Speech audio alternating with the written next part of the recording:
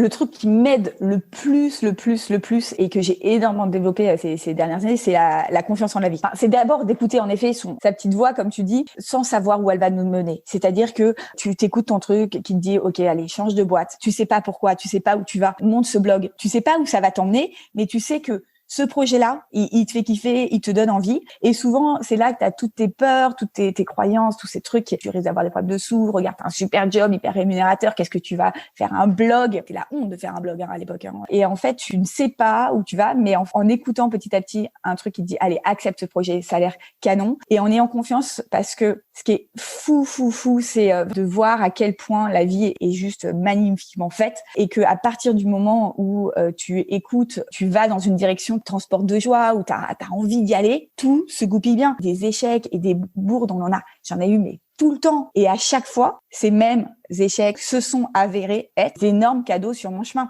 Je suis Charlotte Desrosiers-Natral et je suis heureuse de t'accueillir sur Pourquoi pas moi. On a tous rêvé un jour de changer de vie. Certains ont osé écouter leur petite voix et ils ne le regrettent pas. Grâce à ces témoignages sans couple, découvre les coulisses de leur réussite. Pourquoi pas moi? L'invitation à écouter ta petite voix. Dans la vie, il faut être patient. Même si entre nous, ça n'est pas ma plus grande qualité, en effet, le jour où j'ai décidé de créer le podcast, j'avais contacté 2 personnes, Sophie Astrabi et Charlotte. Sophie m'a dit oui, avec plaisir. Je suis dispo dans 2 jours. Waouh, pas le temps d'avoir peur. Charlotte, elle, m'a immédiatement répondu oui, mais par contre, pas tout de suite. Le pas tout de suite s'est transformé en 1 an et demi, mais ce qui compte, c'est que je puisse vous la présenter aujourd'hui. Et la bonne nouvelle, car il y en a toujours une, c'est qu'évidemment, elle a plein de choses à nous raconter qu'elle n'aurait pas pu faire à l'époque. Je vous donne d'ailleurs rendez-vous sur mon compte Instagram, pourquoipasmoi.co, car Charlotte a des cadeaux pour vous. J'ouvre une petite parenthèse. Si le podcast vous plaît, n'hésitez pas à en parler autour de vous et à vous abonner à votre plateforme d'écoute préférée et à mettre 5 étoiles et un commentaire sur Apple Podcast. Allez, place à Charlotte. Charlotte a fait des études généralistes car elle n'avait aucune idée de ce qu'elle voulait faire. Elle a donc choisi un métier où elle était bonne et pourrait gagner de l'argent pour le jour où elle voudrait créer son entreprise. Elle devient donc directrice commerciale dans l'univers du logiciel. À 32 ans, en parallèle de son travail, elle décide de lancer un blog sur la parentalité. Fort de son succès et de son envie d'évangéliser dans le domaine, Charlotte crée 2 ans plus tard son entreprise. Cool Parents Make Happy Kids. Charlotte est aujourd'hui une maman, entrepreneuse et auteure à succès. Je vous souhaite la bienvenue dans l'univers de Charlotte Ducharme. Bonjour Charlotte. Bonjour Charlotte. Est-ce que tu pourrais nous parler de l'objet que tu as choisi pour te présenter, s'il te plaît? Alors, j'ai choisi mon canapé. Un gros canapé bien confort qu'on a à la maison parce que il représente un peu toutes mes vies. À la fois mon quotidien avec les enfants, c'est le canapé qui sert de toboggan à la maison, sur lequel ils se font les fous. Et un de mes grands kiffs la semaine, c'est regarder mes enfants faire les fous sur le canapé. C'est aussi l'endroit où je fais mes tournages pour mes vidéos de coaching. Et puis c'est aussi là où on reçoit nos amis. Donc, il représente un peu toutes mes vies et aussi il est beau comme ça sur la photo. Il a l'air beau, grand, confort, mais il est aussi complètement destroy. Il est recousu de partout avec des taches et ça représente aussi un peu cette vie qui parfois peut être incroyable et en fait est complètement non parfaite et c'est ok comme ça. Voilà. Super. Est-ce que tu peux nous raconter là où tu as grandi? Alors, moi, j'ai grandi en région parisienne. Oui, en région parisienne, oui. C'est ça. Et donc, dans un petit appartement avec mes parents et mes 2 frères. Et quel type de petite fille tu étais? Alors, quand j'étais toute petite, j'étais très timide. Extrêmement timide. Je me souviens que quand j'allais chez des gens, j'osais à peine demander le sel à table. Et j'ai fait ensuite du théâtre, mais au début j'étais extrêmement timide. J'étais joyeuse, à la fois triste, et je m'ennuyais aussi souvent. Pourquoi triste? Pourquoi triste? Moi, je kiffais pas forcément l'éducation que j'avais reçue de mes parents, d'où ensuite tout mon cheminement. Parce que c'était quoi comme type d'éducation? Bon, je m'étalerai pas sur le sujet, mais c'était une éducation plutôt traditionnelle. Et moi, comme j'étais une petite fille hypersensible, ça me convenait pas forcément. Ouais. Et quand tu étais petite, tu te disais, oh, quand je serai grande, qu'est-ce que je ferai? Quand je serais grande, je voulais faire des grandes choses. Je le disais pas parce que ça se dit pas. On se dit pas, je veux faire des grandes choses quand je serai grand et je veux sauver le monde. C'est un peu niais. Mais en tout cas, j'avais vraiment cette envie-là de d'apporter à je ne sais pas qui, mais de faire quelque chose dans ce monde. Et j'avais aussi l'envie dès 8 ans de monter mon entreprise. Ouais. Et, ouais.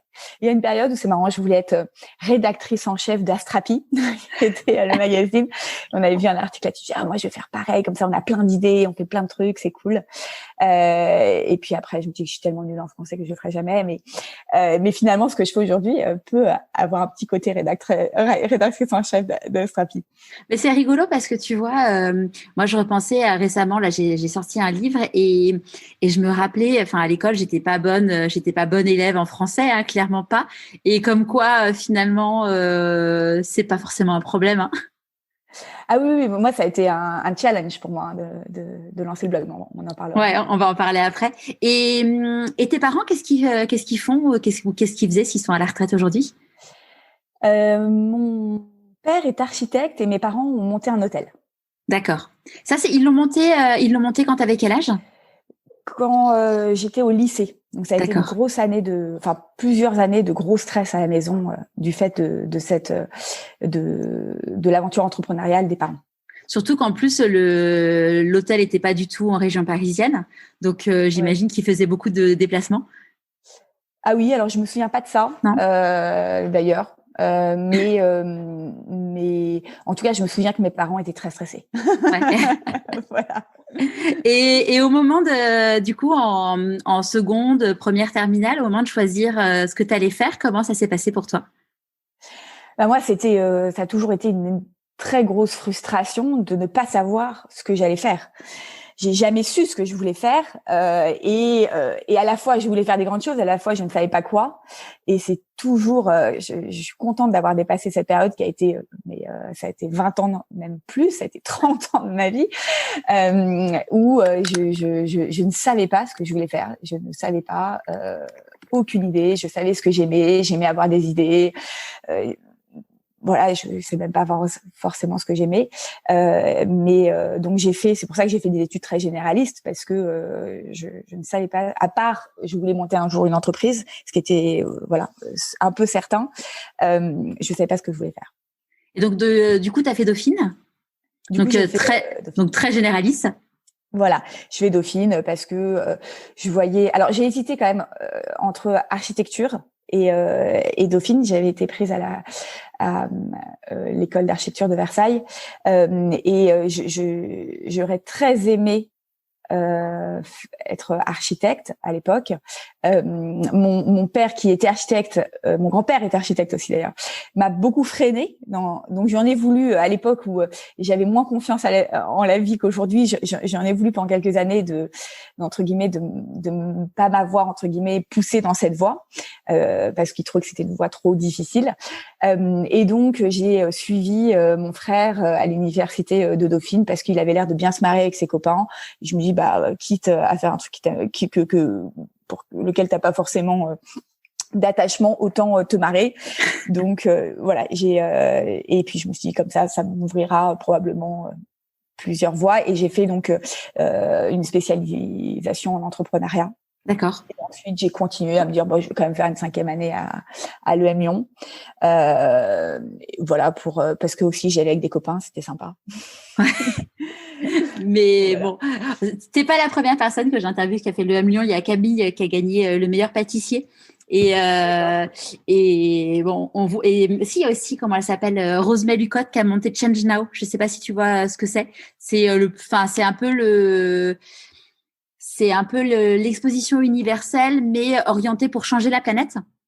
C'est un truc de malade ce qu'ils ont fait avec son mari et ça a lieu d'ailleurs c'est la semaine prochaine. À la base, c'était censé être au Grand Palais, mais bon, avec tout ce qui se passe, ça sera à distance. Et elle a un parterre d'invités, de gens absolument exceptionnels qui viennent du quatre coins du monde. Je te recommande l'événement pour la petite parenthèse. Je regarderai. Et donc, tu sors de l'EM Lyon. Là, tu sais toujours pas ce que tu veux faire. Comment ça se passe du coup? Ouais, je sais toujours pas ce que je veux faire. Je m'ennuie. Je postule à des stages. Bien sûr, je suis prise et voilà. Et je sais que je vais monter ma boîte. Je ne sais absolument pas dans quoi. Et donc, je me dis, ce que je vais faire, c'est que je vais faire un métier où je vais gagner plein de sous pour pouvoir un jour monter ma boîte. Parce que monter sa boîte, c'est forcément aussi pendant quelques années pas vraiment de salaire. Donc c'est ce que j'ai fait. Je suis tombée par hasard dans le logiciel, donc je suis devenue commerciale et directrice commerciale chez un éditeur de logiciels. Je gagnais plein de sous et je n'utilisais qu'un tiers de mes revenus. Toujours parce que c'est pas les sous qui m'intéressent en soi, mais en me disant de toute façon je n'aurai jamais cette vie parce que c'est pas ce à quoi j'aspire. Donc, ne t'habitue pas à ce train de vie. Pendant que les autres commerciaux étaient avec leur superbe voiture, j'étais avec mon vélo électrique. Et je m'étais dit, un jour, tu monteras ta boîte. Et ça a été des années où je réussissais très bien mon job, où voilà, les gens étaient très contents de moi, mais où j'étais envahie d'un ennui, et d'une frustration énormissime. Et j'étais là, mais qu'est-ce que je fous là?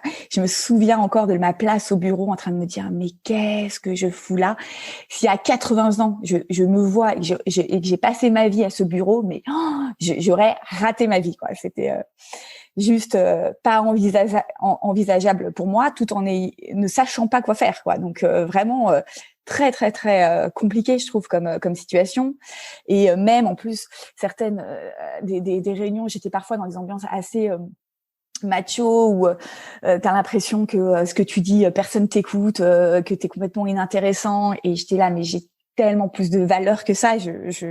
Qu'est-ce que je fous là, quoi? Et donc dès le début, j'ai fait 3 boîtes, mais je montais en parallèle de mon job, justement pour éviter aussi l'ennui, parce que même si mon job était intéressant, hein, d'ailleurs j'exagère parce que j'aimais quand même mon job. J'ai aimé mon job, c'était très bien sur le papier, j'étais forte dans mon job, donc c'était pas si catastrophique que ça. Les gens étaient plutôt cool, voilà. Mais en parallèle, je montais toujours des business plans mais c'était pas du tout créatif en fait. Ce qui me manquait moi dans mon job, c'était surtout la créativité. Donc je faisais des business plans en parallèle de mon job parce que en fait même si ces business n'ont pas abouti, on pourrait se dire t'as passé 6 mois voire 1 an à bosser comme damné dessus pour rien. Déjà, je kiffais me voir avancer vers une autre vie, même si au final ça n'a pas marché. C'est vraiment ce chemin aussi que j'adorais, me dire voilà, t'es pas en train de rien faire dans ta cage, t'es en train d'essayer d'aller vers des trucs qui marchent pas forcément, mais c'était quoi ces trucs? Tu te sens avancer. J'avais eu plusieurs projets. Il y a un projet où c'était d'ailleurs ce qui marche hyper bien, c'était aujourd'hui, c'était de faire un coworking. Parce qu'avant, ça n'existait pas, les coworking cool, où il y a une super décoration, où c'est sympa. Il y avait que Régus qui faisait comment ça s'appelle, des bureaux à partager. Et donc, moi, je voulais faire ça, mais de façon cool. Donc, exactement comme aujourd'hui. WeWork ou quoi. WeWork, etc. Et puis, voilà, pour plein de raisons, je l'ai pas fait.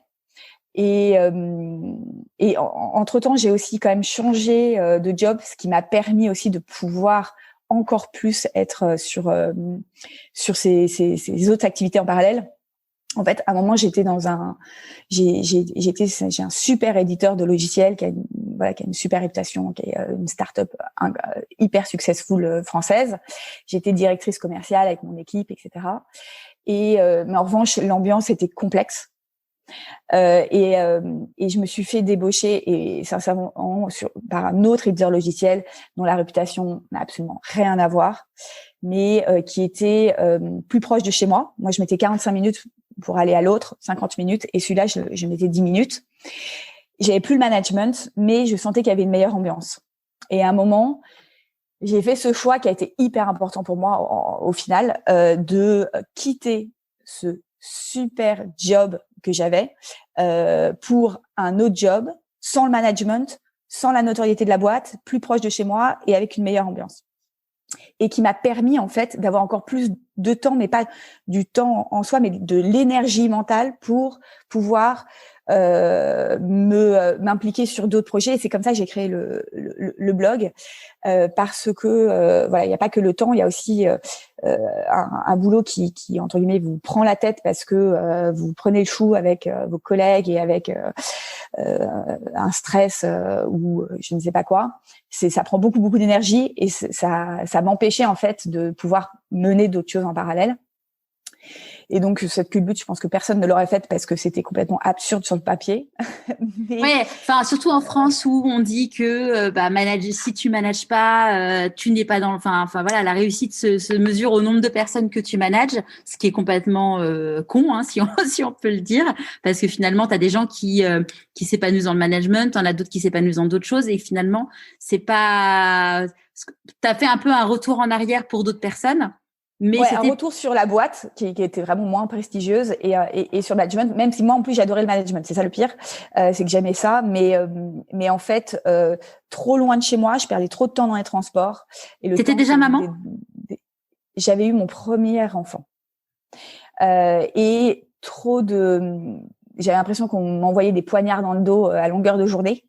Et en fait souvent c'est fou parce qu'on a l'impression, quand j'étais là, on a l'impression que de toute façon c'est comme ça et c'est comme ça. Et en fait, c'est ouf comme on ne se rend pas compte que à l'extérieur, il y a plein d'autres jobs qui sont les mêmes et qui sont dans des meilleures, je dirais pas meilleure ambiance parce que je pense que c'est très relatif à soi-même, mais en tout cas dans des ambiances qui nous correspondent mieux.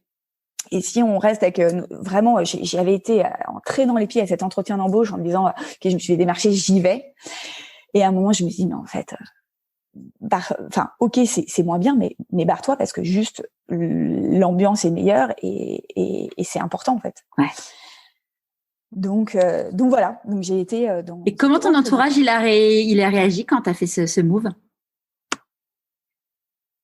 Alors j'écoute pas trop ce que disent mon entourage et puis en plus je pense que j'ai pas forcément étaler la situation. C'est-à-dire que j'ai dit voilà, je change de job, je fais la même chose ailleurs. Je pense que je suis pas forcément rentrée dans le détail auprès de mon entourage sur le fait que je perdais le management, etc. Donc et puis en fait, je m'étais posée en me disant mais de toute façon, Charlotte, c'est pas ça ta vie quoi. Donc tu vas perdre en management, oui, cette culbute ne te permettra pas d'avoir d'autres jobs mieux dans ce domaine-là, mais de toute façon, c'est pas là où tu veux faire ta vie, donc c'est pas grave. Ouais. Et qu'est-ce qui a fait du coup donc t'as commencé à écrire le blog quand t'étais donc chez Cégide? Alors voilà, exactement. Donc ce qui s'est passé, c'est que, je sais plus exactement quand je l'ai écrit, mais oui, je crois que c'est ça. Ce qui s'est passé, c'est que j'ai monté un autre business plan sur des lieux pour enfants. Comme il y a dans plein d'autres grandes villes autres qu'en France, un lieu convivial pour les parents et pour les enfants. Et en même temps, en parallèle de ça, donc en fait moi, quand j'étais petite, j'écrivais déjà des carnets sur comment j'éduquerais mes enfants plus tard. Donc c'était vraiment très présent. J'intellectualisais beaucoup le truc. Et donc là, en ayant mon premier enfant ou mon deuxième, j'ai commencé à lire 2 bouquins d'éducation. Un de Dolto et un de Tout se joue avant 6 ans. Et en lisant les bouquins, j'ai dit mais j'aurais pu écrire ces livres tellement pour moi tout ça était une évidence. Et c'est drôle parce qu'il y avait même des exemples hyper précis qui étaient donnés, qui étaient la discussion que j'avais eue la veille avec mon mari où je lui disais exactement la même chose. Je me dis tiens, tes idées ont pas l'air d'être si absurdes que ça. Et ensuite, j'ai commencé à réaliser que finalement l'éducation traditionnelle que j'avais reçue était assez répandue et qu'en fait il y avait d'autres personnes qui en fait que c'était pas du tout évident pour les autres, ce qu'il était pour moi sur la façon dont on pouvait éduquer son enfant. Et en parallèle de ça, donc je montais ce lieu. Donc je me suis dit c'est quand même dommage que ces bouquins soient pas plus lus. On a plein de bouquins de cuisine à la maison et on a pratiquement aucun bouquin d'éducation, enfin de mon point de vue à l'époque. Mais c'est alors que c'est peut-être plus utile au final pour nos enfants et pour nous-mêmes. Donc j'avais envie de démocratiser ça. En plus, j'avais la sensation que quand tu lisais un bouquin dans la rue ou dans le métro, se faire obéir sans crier, c'était un peu la honte cacher ton truc, ou que c'était réservé à une certaine population, que c'était pas forcément hyper démocratisé. Et donc je me dis mais j'ai envie de démocratiser ça. J'ai envie de communiquer mes idées aux autres. Et en plus, si je commence un blog, ça pourrait être éventuellement utile pour mon autre boîte. Et donc, je me dis, comment je vais faire? Parce qu'en fait, s'il y a un truc que je déteste faire, c'est écrire. Je ne supporte pas écrire, je déteste. Je me considérais nulle en français. Et c'est très drôle dans ce que tu disais, parce que tu disais que tu étais nulle aussi en français. Quand j'ai relu en réalité mes bulletins, donc j'étais persuadée d'être nulle en français. J'ai relu mes bulletins et en fait, j'avais quand même pas mal de profs de français qui avaient marqué genre esprit très fin ou je sais pas quoi. Et comme quoi les étiquettes, on se les met aussi à soi-même. C'est-à-dire qu'on retient voilà les trucs négatifs, t'es nul en orthographe, et je suis toujours archi nulle en orthographe aussi parce que j'écris très vite. Et en fait, on retient pas toujours aussi le regard positif qu'on a porté sur nous. Et puis aussi peut-être, tu vois, c'est un truc qui me surprend, et c'est qu'en fait dans les écoles où on a été, en fait, ceux qui ont été dans des écoles dans des quartiers prioritaires, ou en tout cas dans des écoles pas très élitistes, ils ont reçu une éducation qui les a tirés vers le bas, et en fait, ceux qui viennent d'écoles plutôt élitistes, eh bien finalement, pareil, ils ont pris des coups parce que on leur faisait croire qu'ils étaient pas bons, alors qu'en fait, ils étaient peut-être pas excellents, mais ils étaient quand même bons en fait. Et finalement, tu te rends compte que dans l'éducation aujourd'hui en France, d'où que tu viennes en fait, eh ben ça laisse des traces en fait.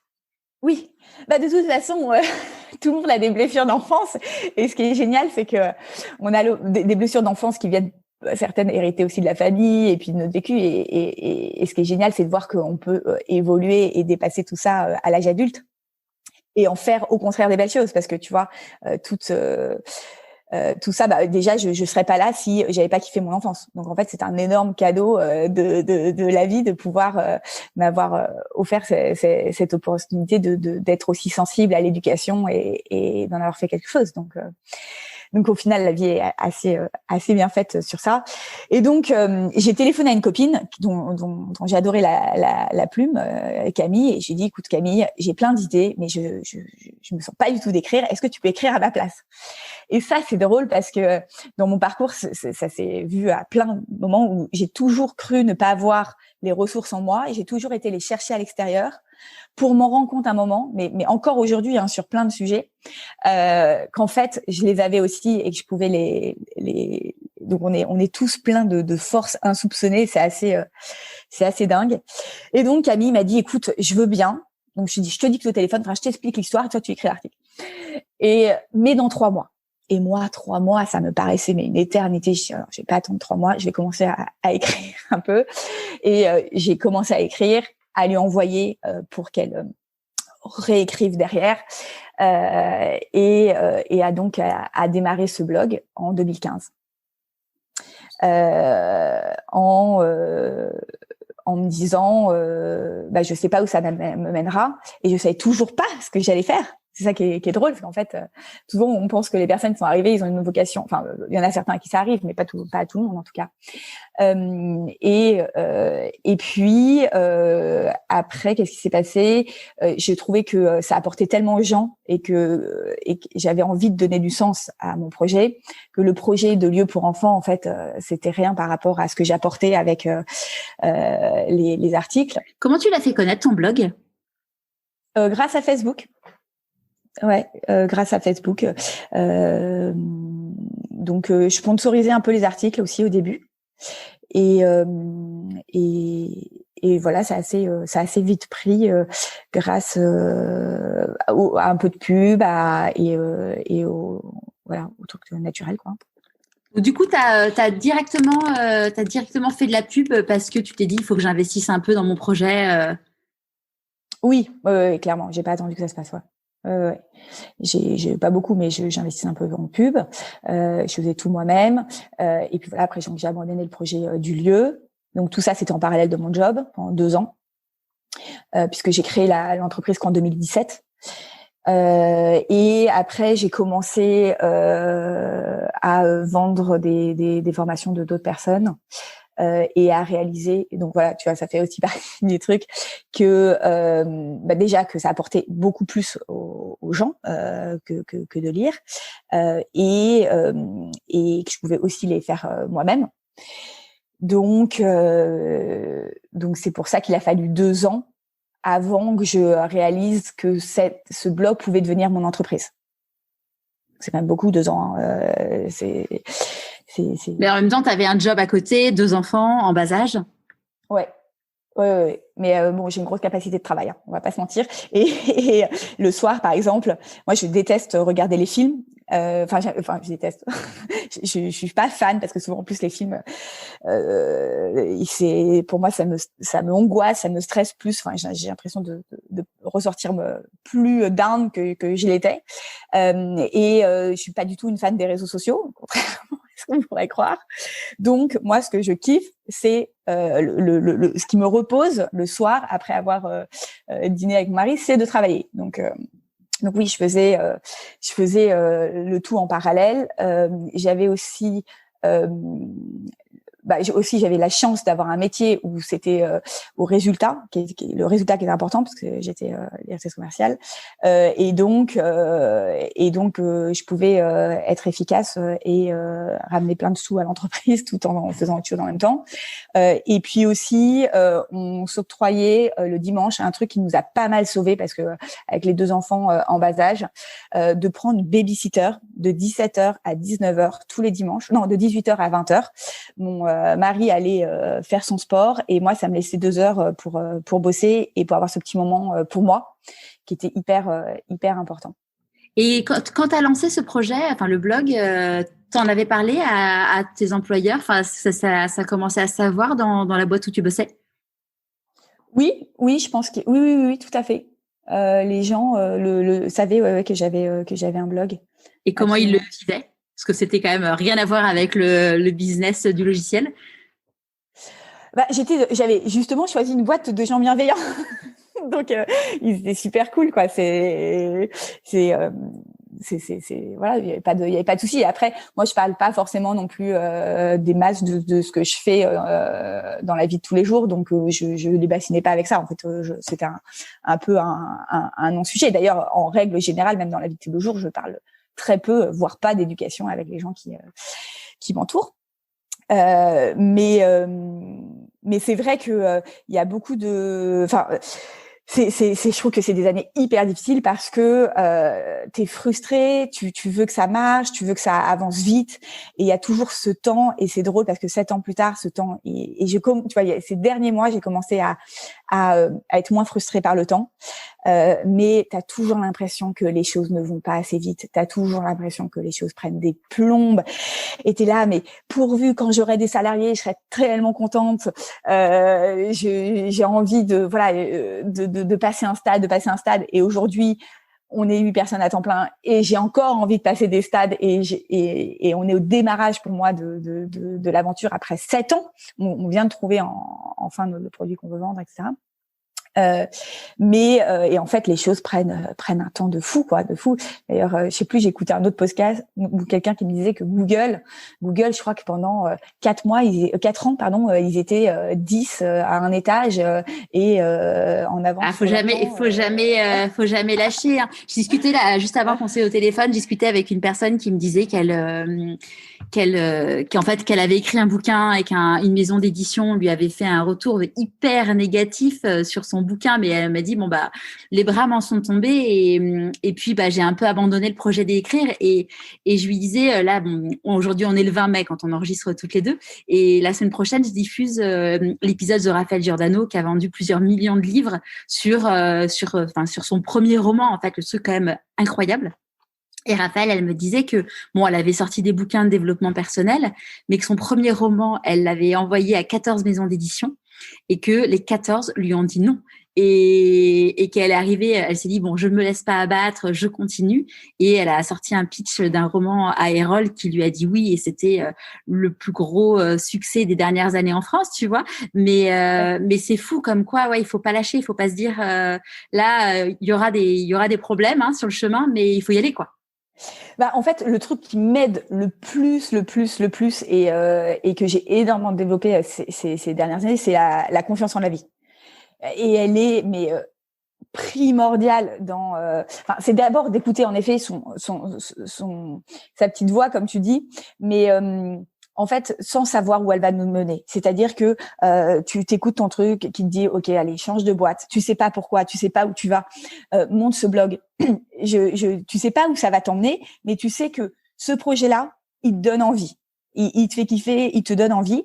Et souvent, c'est là que tu as toutes tes peurs, toutes tes croyances, tous ces trucs qui te disent, mais non, voilà, tu risques d'avoir des problèmes de sous, regarde, t'as un super job, hyper rémunérateur, qu'est-ce que tu vas faire un blog? C'était la honte de faire un blog à l'époque. Moi, quand j'ai lancé mon blog, la honte familiale. La meuf fait un blog. Je sais pas, pour une famille en plus, on parle pas de sa vie.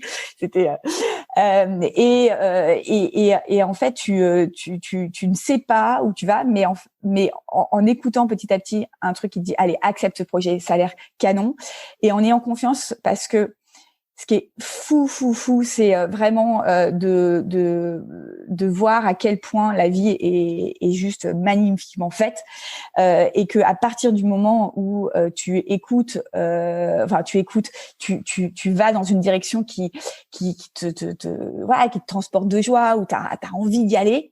Tout se goupille bien, et des échecs et des bourdes, j'en ai eu, mais tout le temps pendant cette année, et ça continuera durant toute ma vie. Et à chaque fois, ces mêmes échecs et ces mêmes trucs se sont avérés être des énormes cadeaux sur mon chemin.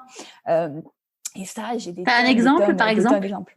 Par exemple, voilà, rien que le fait que Camille m'ait dit à un moment, non, 3 mois, j'ai dû à un moment me dire, ok, je vais les écrire moi-même. Il y a des partenariats que je devais faire qui, après, je sais pas combien de mois de négociations, ne se sont pas faits. Et du coup, on a fait le truc nous-mêmes. Et heureusement qu'on l'a fait nous-mêmes. Il y a des personnes, ce qui est très compliqué, c'est le recrutement. Recrutement, c'est vraiment une tannée. Et des personnes où je me disais, c'est la personne, il faut absolument qu'elle vienne, etc. Et au dernier moment, la personne te plante. Et des personnes qui te plantent, t'en as plein. Et tu dis, mais heureusement qu'elle m'a planté, parce qu'au final, j'ai trouvé une autre personne qui est tellement 10 fois mieux, 10 fois moins chère. Je me serais foutue dedans avec cette personne-là. Elle était trop, salaire trop élevé, etc. Là, j'avais voulu lever des fonds l'année dernière, je crois, pour pouvoir lancer le fameux projet de l'appli du Cool Parents, et ça marchait pas. Enfin, c'était très bizarre parce qu'on avait un super dossier. Et je trouvais pas les bonnes personnes, et je le sentais pas, et ça se goupillait pas bien. Et au final, on n'a pas levé des fonds. Et heureusement qu'on n'a pas levé des fonds, parce que on a réussi à être sur autofinancement. En plus, il y a plein de choses qui nous ont aidés, le PGE, etc. Et aujourd'hui, heureusement que j'ai personne sur le dos et d'actionnaires qui me mettent une pression, parce que j'ai pas besoin de cette pression. Moi, personnellement, ça veut pas dire que toutes les boîtes doivent pas lever des fonds, mais et ça a été et ce qui est génial, c'est que, et c'est ce qui m'aide vraiment au quotidien, c'est à partir du moment où tu es convaincu que la vie t'aide et que tout se goupille bien à chaque fois, si toi t'es aligné en tout cas vers l'endroit où tu veux aller.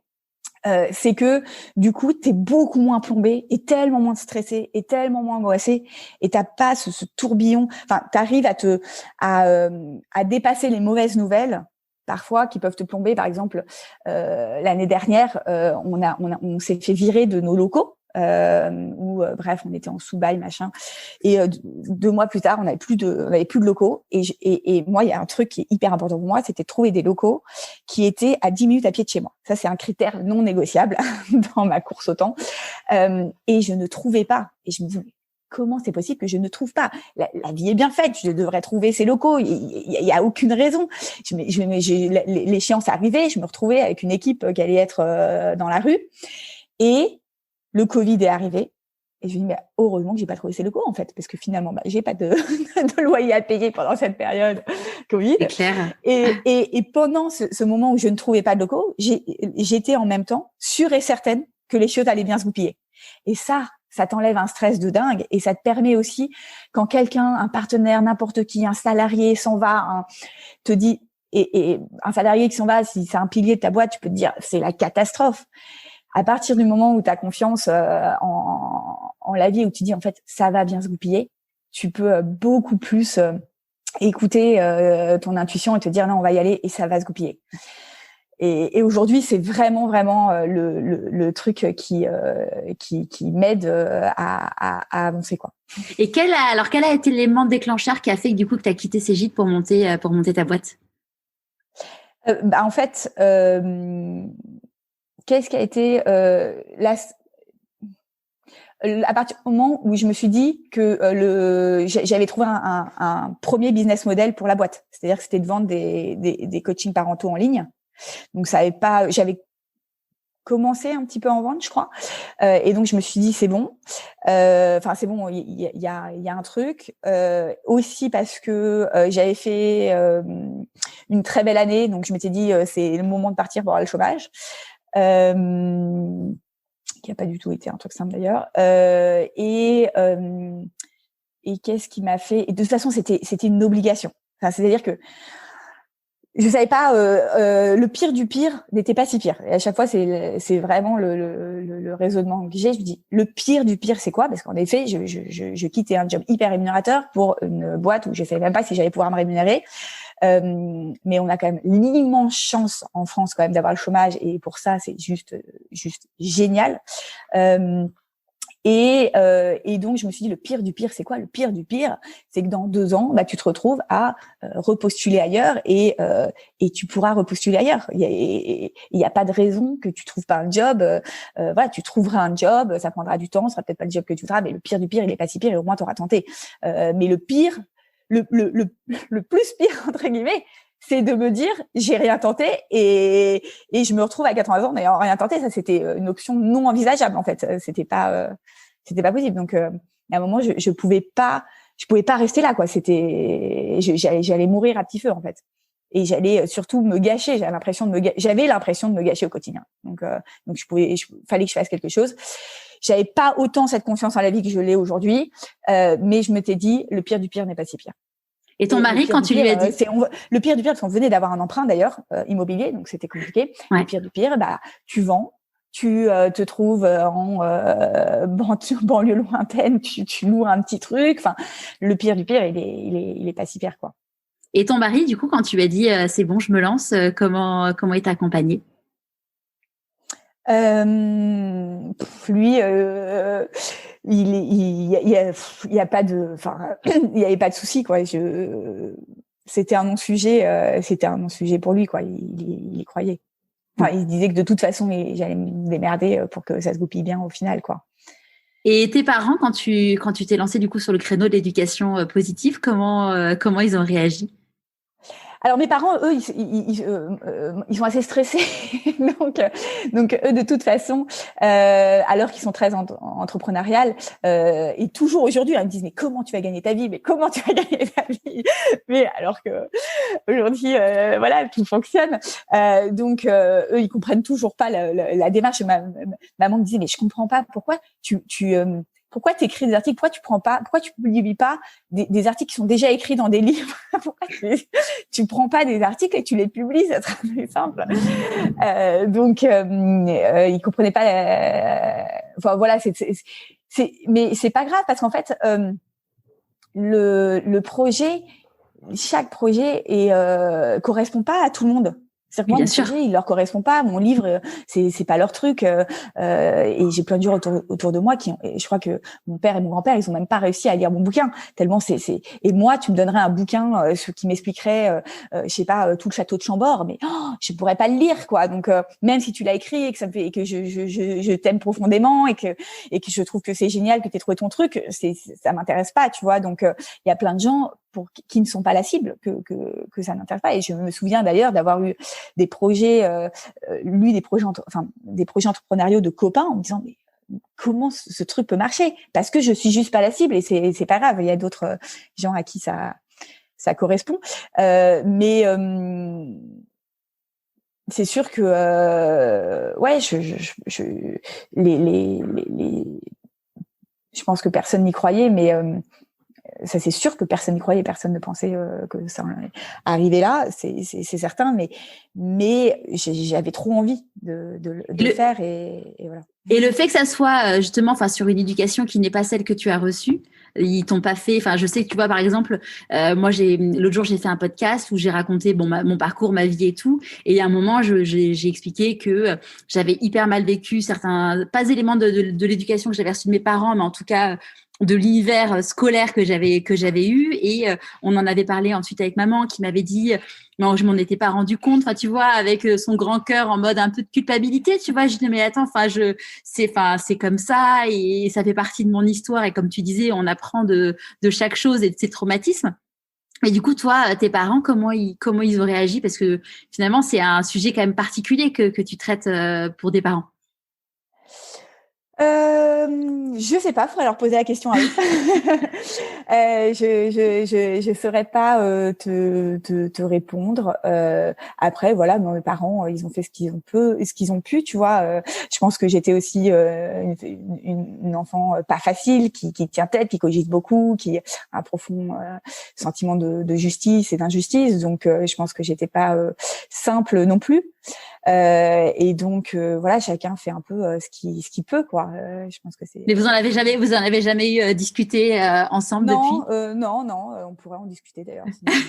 Prochain déjeuner dimanche familial. Voilà, exactement. Et ton livre, ça s'est passé comment du coup? Et donc en fait, Marabout est venu me voir assez rapidement quand j'ai lancé le blog pour me proposer d'écrire un livre.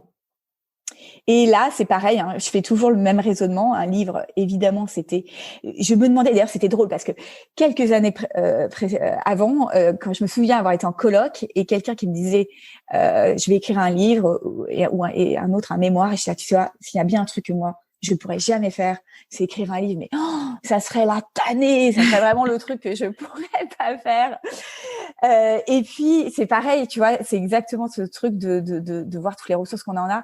Mais on peut pas les voir tout de suite, les ressources. C'est-à-dire que c'est vraiment pas à pas. Et quand on m'a proposé ce projet de bouquin, je me suis dit, bah attends, Charlotte, t'as déjà écrit 50 articles. Et en fait, 50 articles, bah ça fait un bouquin. Donc, t'es en capacité peut-être d'écrire un bouquin. Donc, j'ai dit OK. Et d'ailleurs, un des trucs qui a déclenché le fait que j'ai écrit mon premier article, c'est une amie qui m'a dit, mais Charlotte, tu sais parler, bah tu peux bien écrire. Les gens, ils écrivent comme ils parlent. Et ça m'avait fait tilt. Je me suis dit, elle a raison, je sais parler. Donc, je me suis accrochée à des petits trucs. Ça permet et pour mes premières vidéos, parce que les premières vidéos, c'est stressant. Ça a été exactement la même chose. Je me suis dit, mais Charlotte, t'as déjà fait un discours de mariage. T'as déjà fait une vidéo pour un mariage. Je peux peut-être essayer d'en faire un autre. Donc toujours, voilà, je me raccroche toujours à des petits trucs que j'ai. Et puis tu avais fait du théâtre aussi. J'avais fait du théâtre, exactement. Mais bon, c'est un peu différent quand même. Parce que le théâtre, le texte, il est déjà écrit, tu vois. Ouais, mais surtout dans tes vidéos, t'as quand même eu un côté interprétation où tu joues des rôles et tu vois, enfin, moi, je sais que quand j'ai vu tes premières vidéos, je me suis dit, bah, voilà, c'est quelqu'un qui a fait du théâtre et ça match, en fait, avec l'histoire. Ouais, complètement. Et donc voilà, et donc le bouquin, ça a été un succès de fou. Je crois que, je sais pas si on a fait 100 000 exemplaires, mais peut-être presque. Il a été traduit en coréen, en espagnol, en roumain, et je viens de recevoir la version coréenne, et c'est juste génial. Tout est écrit en coréen, c'est assez marrant.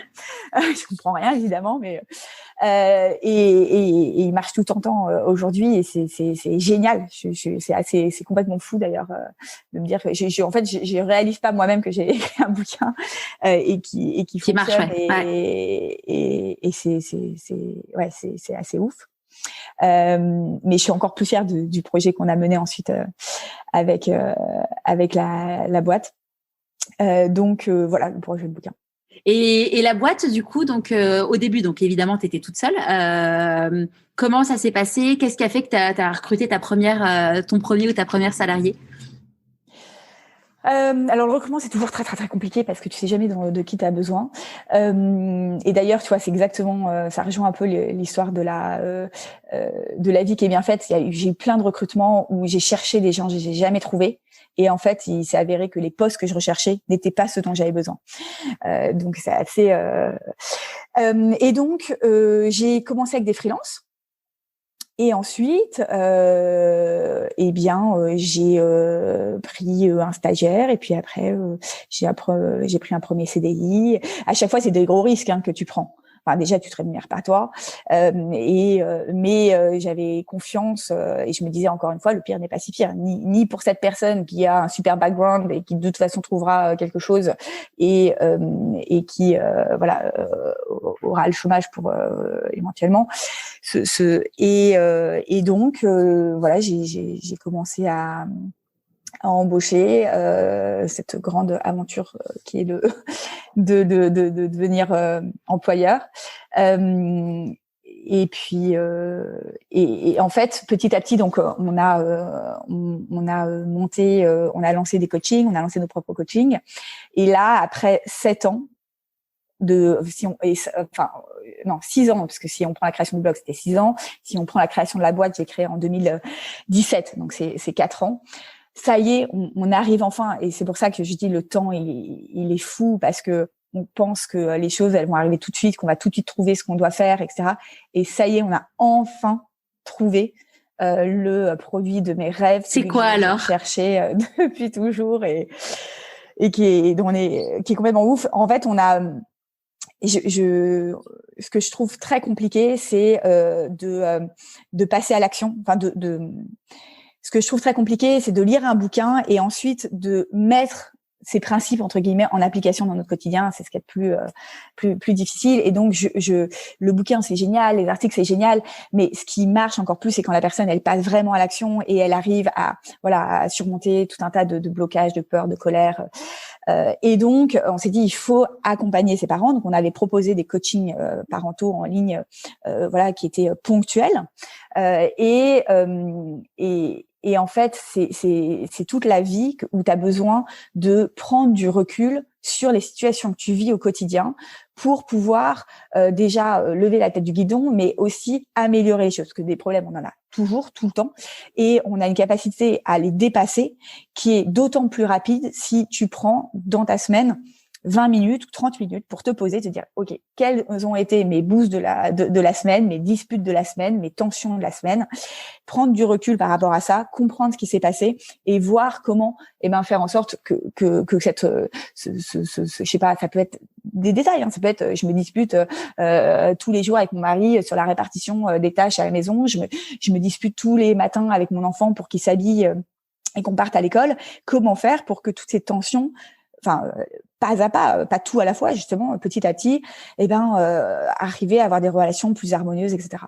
Et donc, on a lancé une application où chaque mois, tu as une thématique de développement personnel ou de parentalité ou des deux pour prendre du recul sur des situations que tu vis quotidiennement actuellement et pouvoir les dépasser. Donc, tu as des thématiques comme savoir dire non, comme la charge mentale, comme le pétage de câble, comme tout un tas de comme la confiance en soi, comme les colères, etc. Et c'est sous forme de. Le problème, c'est que le parent n'a pas le temps et t'as pas envie de t'embêter avec ça. Et souvent, tu te dis ça va être chiant. Alors que c'est hyper important parce qu'aujourd'hui, c'est important de faire du sport, c'est important de bien bouffer. La méditation, ça commence à rentrer dans les mœurs. Et le troisième truc, si tu veux, avoir une vie dont tu peux être fier à la fin, c'est tes relations. Finalement, c'est ça que tu vas retenir aussi à la fin de ta vie. C'est en grosse partie, c'était tes relations avec les autres. Et donc, prendre soin de ces relations avec les autres, et c'est fou les bons gigantesques qu'on peut faire dans ce domaine-là.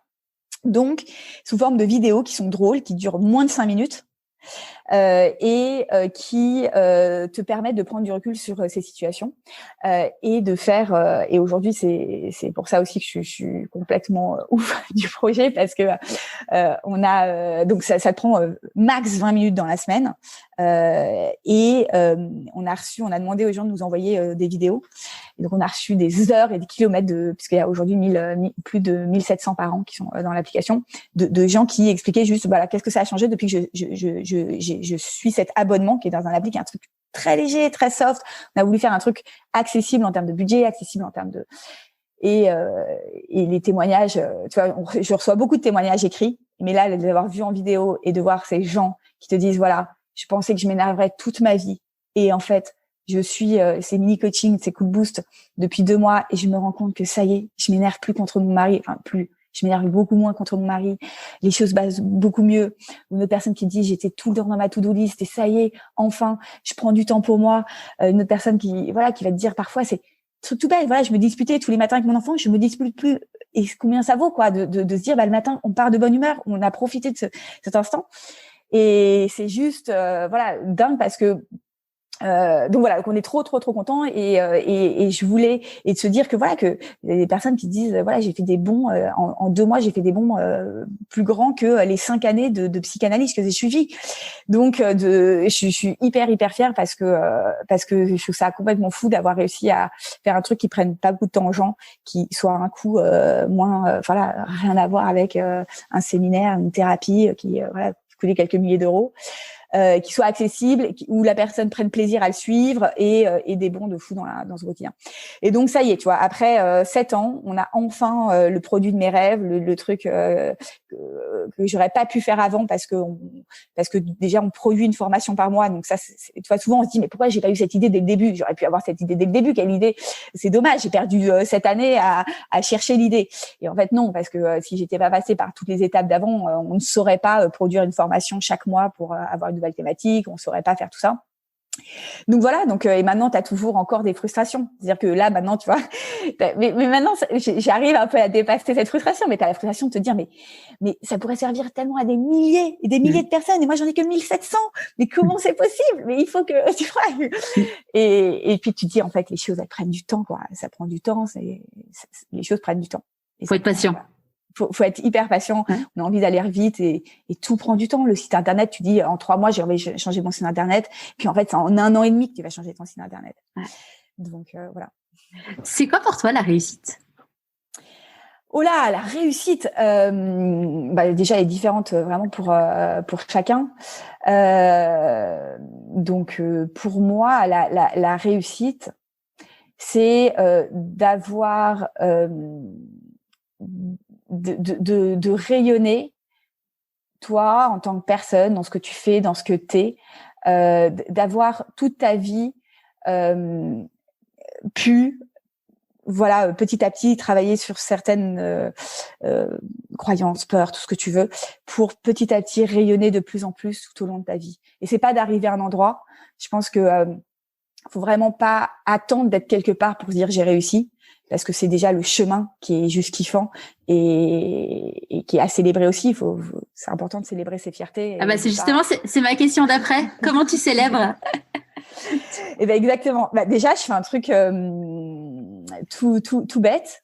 C'est-à-dire que j'ai bien sûr une to-do list qui peut être gigantesque. Et donc chaque matin, je connecte mon premier truc, c'est de regarder mon planning de la journée, ma to-do list, et de me dire ce soir déjà, si j'ai fait ça, je serais fière de moi. Donc j'ai bien sûr 10 items sur ma to-do list, mais j'en prends un et je dis si j'ai fait ça ce soir, je serais fière de moi. Et donc ensuite le soir, avant de partir, je regarde ce que j'ai fait, je me dis ok, certes, il y a tout. Alors déjà je regarde tout ce que j'ai pas fait pour le réorganiser et me dire c'est pas si grave, si tu les as pas fait aujourd'hui, tu peux t'organiser, le mettre ailleurs, etc. Et me dire et t'as fait ça et déjà tu peux être fière de toi. Donc déjà je pars pas chez moi en me disant je suis fière de ce truc-là. Et on a instauré avec l'équipe, on a fait notre déjeuner de fierté hier, tu vois, pour fêter les terrasses avec l'équipe, où 1 fois par mois, on célèbre, même si les projets sont pas finis, on célèbre tout ce dont on peut être fier. Et d'ailleurs, on a aussi des réunions tous les 15 jours d'équipe. Et dans cette réunion, on fait un tour de table. Et dans ce tour de table, chacun dit de quoi il a été fier, ce qu'il a été fier d'avoir fait durant la semaine, et pour réaliser on focalise souvent notre attention sur tout ce qu'on n'a pas fait, et tout ce qu'on a fait est juste dingue.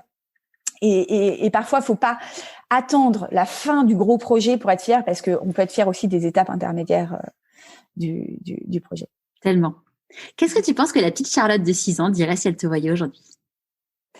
Ah bah, elle aurait déjà, je pense, des larmes aux yeux de se dire que la vie l'a vachement gâtée. Et voilà.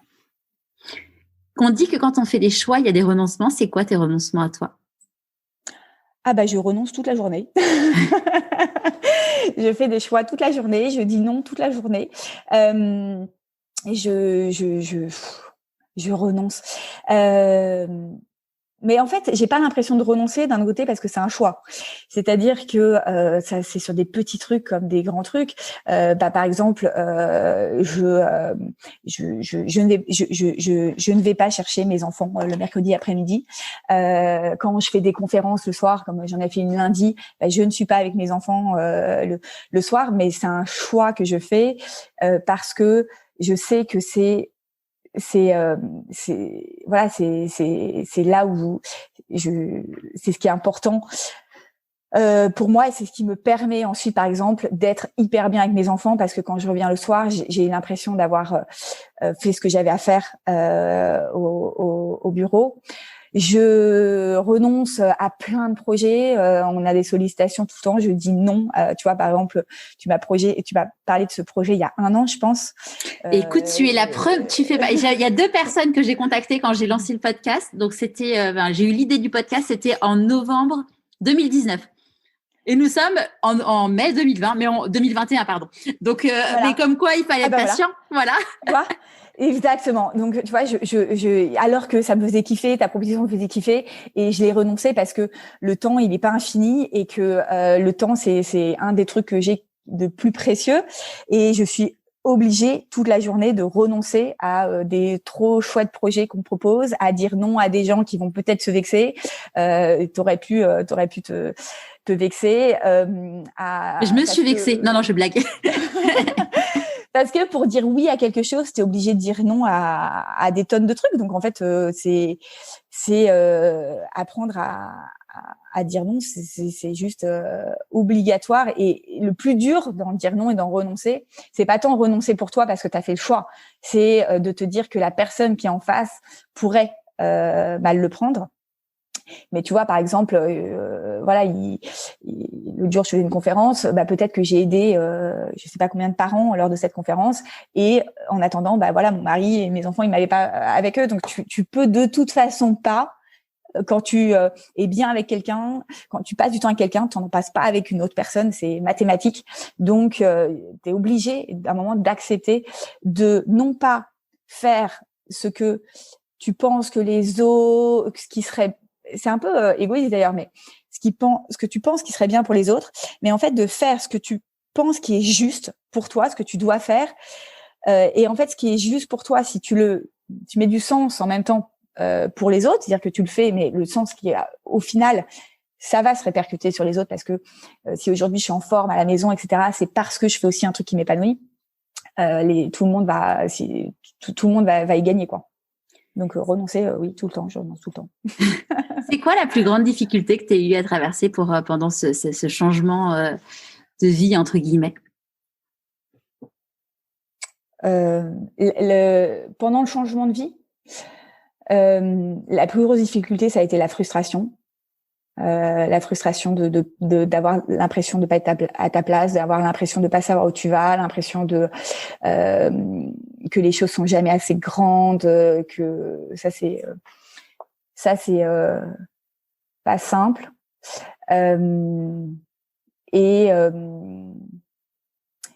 le job de chef d'entreprise, il est pas simple non plus. Le gérer des salariés, c'est pas simple. Dire non, c'est pas simple. Vexer quelqu'un, c'est pas simple. C'est ça qui est pas évident, je trouve. C'est quoi tes plus grandes peurs? Alors, mes plus grandes peurs. Ou tes peurs tout court? Mes peurs. J'avoue que attends, je réfléchis. J'ai une énorme confiance en la vie, encore une fois. Donc, j'ai beaucoup de peurs que j'ai dépassées grâce à cette confiance en la vie. Ma plus grande peur serait de ne pas, toujours la même, hein, de ne pas faire un truc peur. Déjà, ma peur, ça serait de perdre mes enfants. Hein. La plus grande peur, voilà, elle est assez claire, c'est de perdre mes enfants.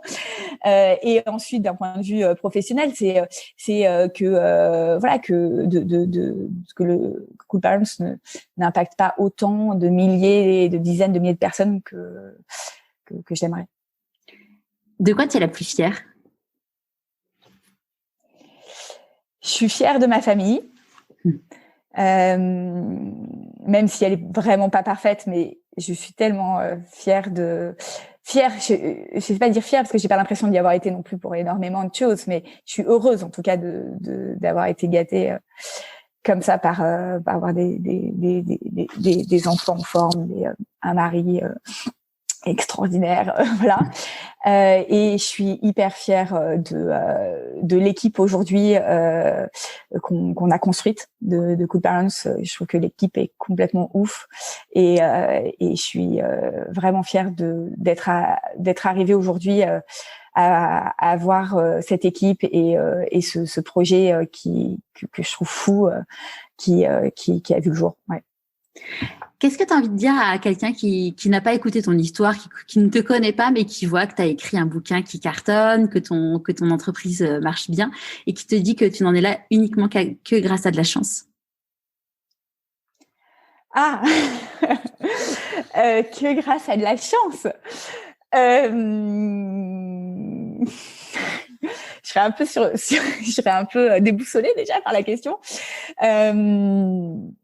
Par de la chance, je pense que déjà si cette personne avait vu les heures de travail, les galères que j'ai surmontées, la volonté de dingue, il comprendrait que c'est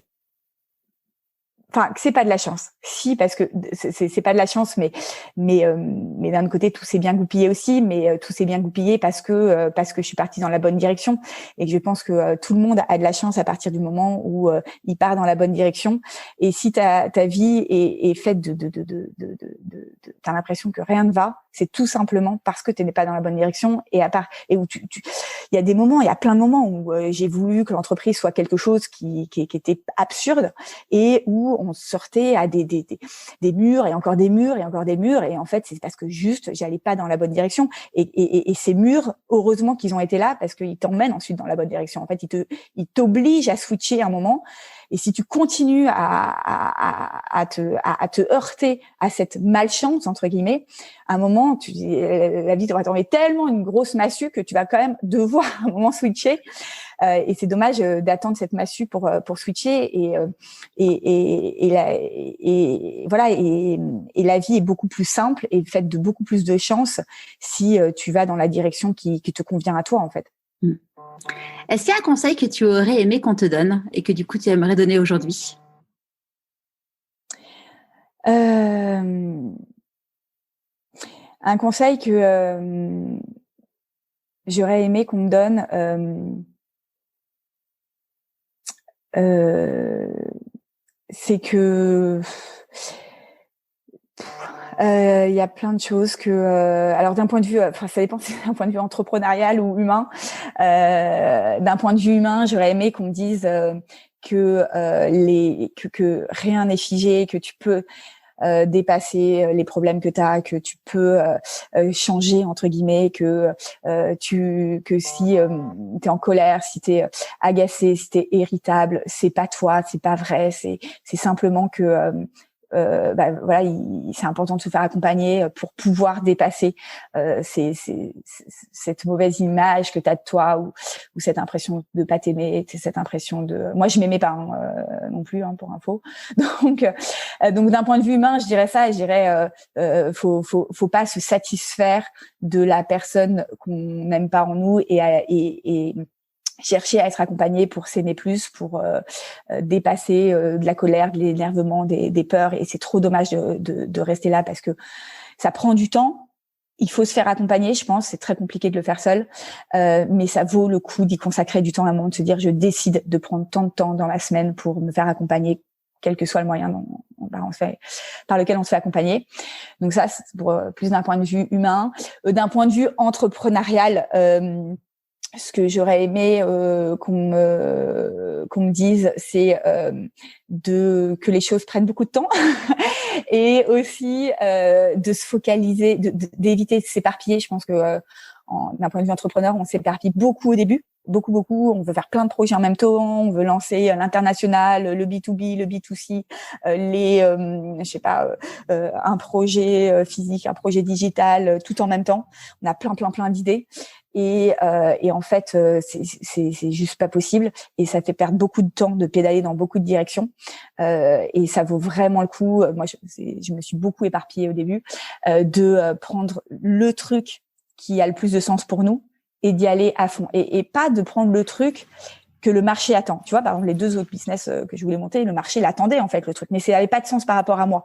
Donc souvent on se dit étude de marché, mais en réalité, ce qui est important, c'est de sentir toi, qu'est-ce que toi t'as envie d'apporter, et ce à quoi toi tu crois.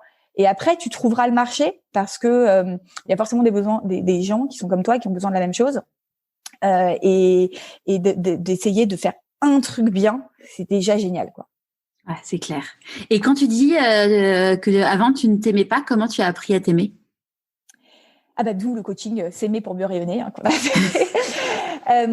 J'ai appris à m'aimer en me rendant compte que rien n'était polarisé. C'est-à-dire que tout ce que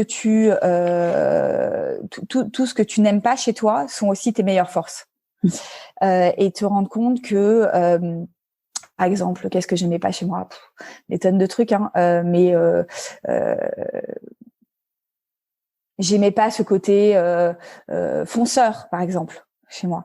Et en fait, c'est aussi ce qui fait que je suis aujourd'hui. C'est aussi ce qui fait mes plus beaux atouts. Et de voir aussi que ce que t'aimes pas chez toi, en fait, il y a plein d'autres gens qui t'aiment pour ça, justement. Donc ça a été un des moyens de se rendre compte aussi que parfois, par exemple, moi, je me trouvais malveillante. Tu vois, j'ai l'impression de pas être bienveillante. Ce qui est évidemment aujourd'hui, je te dis, mais c'était pas du tout évident hier, faux. Et donc, c'est de se focaliser sur toutes les fois où tu es ce que tu ne penses pas être aussi. Toutes les fois, en fait, là, regarde, t'es bienveillante, entre guillemets. Accepter d'être égoïste aussi, et se dire que c'était pas quelque chose de... l'égoïsme, c'était quelque chose qui était qui est toujours très condamné dans ma famille, et peut-être aussi par la société. Et en fait, me réconcilier avec mon égoïsme et me dire, oui, t'as une grosse étiquette égoïste sur ton front, mais en fait, c'est grâce à cet égoïsme, entre guillemets, que t'écoutes ta petite voix, et ta petite voix, et ce que tu sais faire, tu peux le mettre au service des autres, et en fait, ça peut aider les autres. Donc en fait, tu peux te rejoindre, c'est-à-dire que ce que tu aimes faire, si tu arrives à faire ce que tu aimes, et à faire en sorte que ce que tu aimes apporte à quelqu'un ou à des gens, c'est juste génial, quoi. Et t'as bien raison d'être égoïste, de faire ce que tu aimes, si en plus ça a du sens pour d'autres, quoi. C'est clair. Et comment, du coup, ce cheminement, comment t'as fait concrètement pour te rendre compte de tout ça? Parce que t'as pas suivi une formation de coach ou... Si. Alors, Bon, moi, déjà, j'ai du mal à lire. Bon, étonnamment. J'ai beaucoup de mal à lire les bouquins. On pense que j'ai lu plein de bouquins. En fait, j'ai les feuillettes, j'ai beaucoup de mal à lire. Et à un moment, je l'ai décidé. C'est-à-dire qu'à un moment, je me suis dit, mais Charlotte, en fait, tu peux pas. D'ailleurs, j'ai eu la chance de voir ce truc, c'est-à-dire de dire, Charlotte, tu peux pas continuer Cool Parents Make Happy Kids si toi, tu t'énerves contre ton mari, si toi, il y a des trucs qui vont pas, quoi. Donc, il faut que tu règles ces problèmes. Et je savais pas comment les régler. Je me disais, bah, c'est super, sauf que je ne sais pas par quel moyen je vais pouvoir les régler. Donc, c'est ça le plus dur. Et à l'époque, les formations de développement personnel, tout ça, c'était. Enfin, à l'époque, j'en sais rien. En tout cas, moi, j'étais pas du tout dans ce milieu et je connaissais rien de tout ça. Donc, je ne savais pas comment me faire aider, je savais pas comment dépasser le truc. J'ai été à un séminaire qui m'a énormément aidé, à 2 séminaires qui en fait sont été les 2 séminaires qui m'ont aidé le plus, de David Laroche, qui est quelqu'un qui peut entre guillemets être critiqué par son côté marketing, mais dont les idées sont géniales, et qui m'a permis de faire un switch.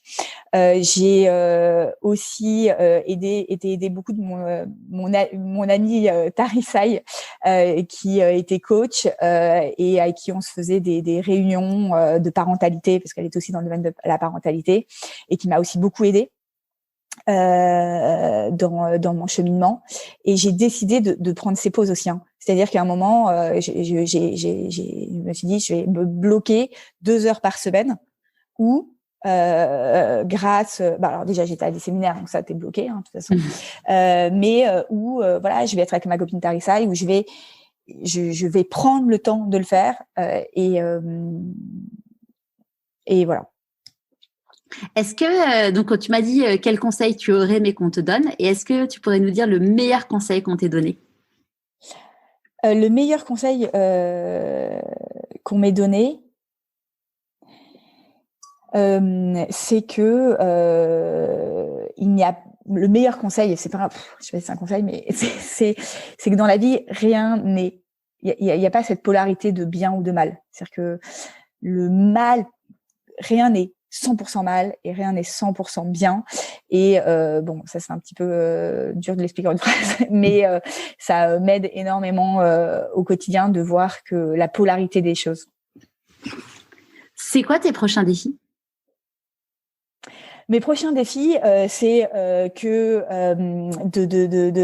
parvenir à influer en France cette pause de quelques minutes par semaine pour prendre du recul sur son quotidien. C'est ça ce que je veux aujourd'hui pour démocratiser le développement personnel. Au final, on parle beaucoup de parentalité, mais la parentalité sans développement personnel, ça marche pas, parce que si tu t'énerves, t'as beau connaître toutes les astuces, ça va pas fonctionner. Donc, aider les personnes à prendre cette pause pour prendre soin de leur relation aux autres, de leur quotidien, de lever la tête du guidon. Et prochain défi, on s'est fixé 80 000 personnes abonnées à l'appli du Cool Parents. Chouette, beau challenge. Est-ce que, même si tu disais que tu feuilletais plus les livres que tu ne les lisais, est-ce que tu as des conseils de lecture à nous donner?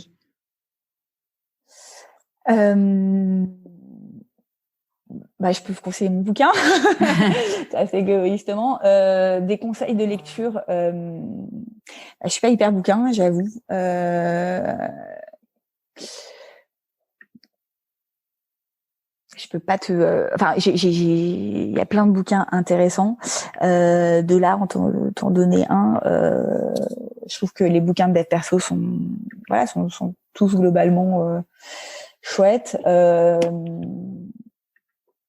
J'ai pas le bouquin. Joker. Ouais. Joker.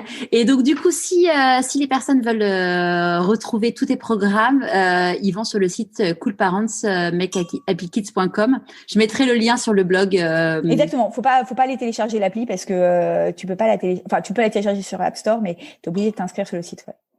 Et dernière petite question avant qu'on se quitte. À qui as-tu envie de dire merci et pourquoi? J'ai envie de dire merci, donc comme je l'ai déjà dit, à mon équipe, déjà, d'un point de vue entrepreneurial. J'ai envie de dire merci à mes parents. bien sûr voilà, déjà en plus faut qu'ils m'aident beaucoup au quotidien avec les enfants aussi, et c'est grâce à eux que je suis là en fait, tout simplement, et que j'ai eu ce parcours là qui finalement a été génial pour moi. Et merci à mes enfants que j'admire, que je trouve dingue et à qui j'aimerais ressembler tellement j'ai trop pouf. Voilà. Merci Charlotte.